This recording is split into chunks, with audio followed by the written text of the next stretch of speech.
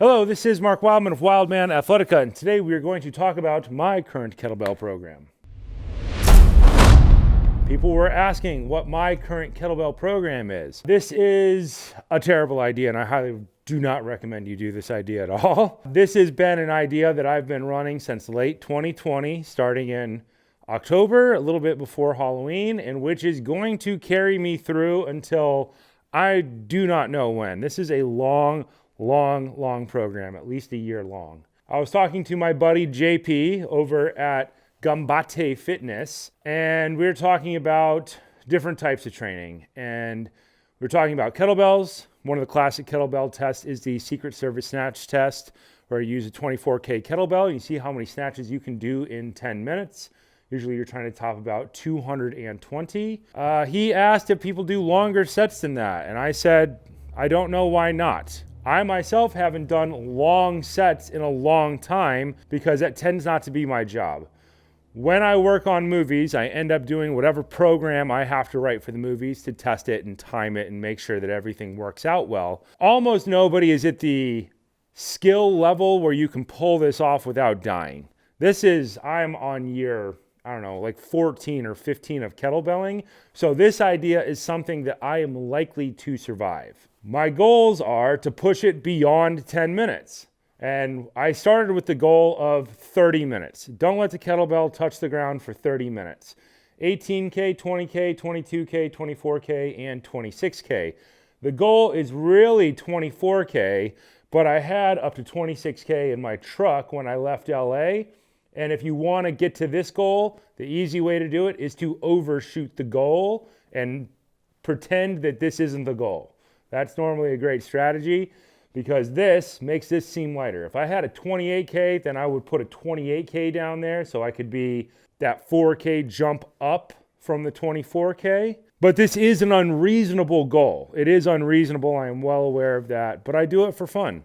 The reason I'm doing this series of goals is because I don't have anything else to do. 2020, 2021, it's a lockdown. Normally, this is a completely unreasonable goal because normally my training volume is way too high for this. Normally, I'm going to Gambate Fitness, I'm going to judo, and I have aerial class on top of doing kettlebells, on top of doing clubs. So normally, we do something that's much more like strength training. Heavy weights for lower times because we focus on our basics, our clean and press, our squats, to get in our fundamentals because we're trying to not die. Because the training load of aerial, which is all pull all the time and all rotation all the time for, an extra 6 hours a week is a lot of training. Going to Gambate Fitness and trying to hit 4 or 5 classes a week is another 5 hours of training. And then going to martial arts class, quite possibly the most brutal martial arts class, which I will not mention the name of because I'm pretty sure I'm not allowed to. An hour and a half, 3 times a week takes that training volume up to another 4.5 hours. That class is so brutal that you really want to shoot yourself within the first, I'm going to say 6 minutes out of 90 minutes, and then you just try to survive the rest of the time.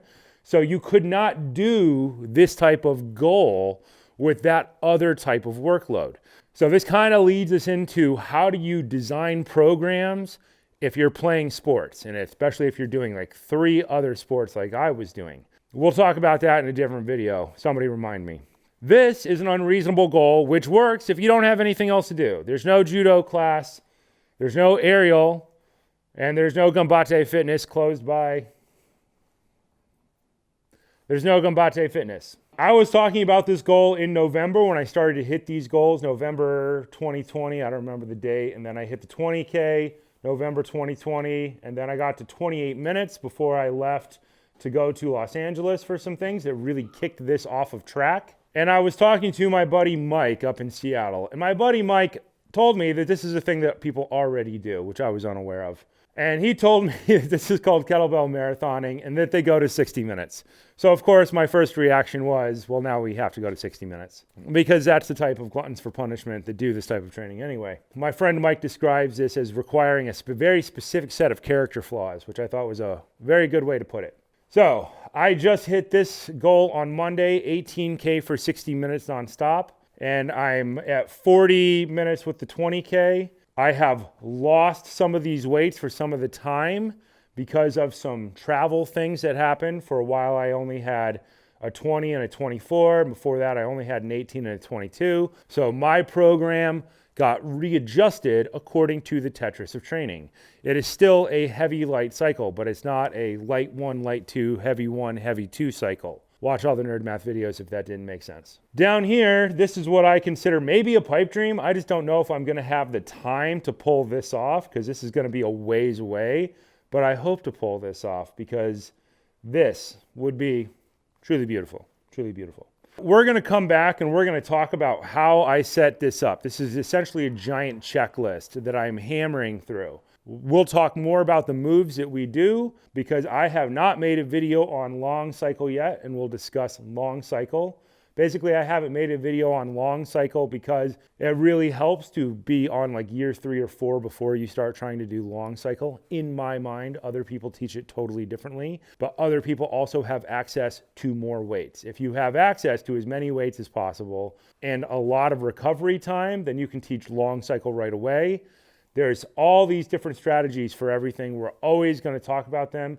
And if I don't explain the strategy, somebody ask me and I'll try and go back and explain why we made the choices that we made. Because frankly, I think that why we make choices is more informative than the choices that are made themselves.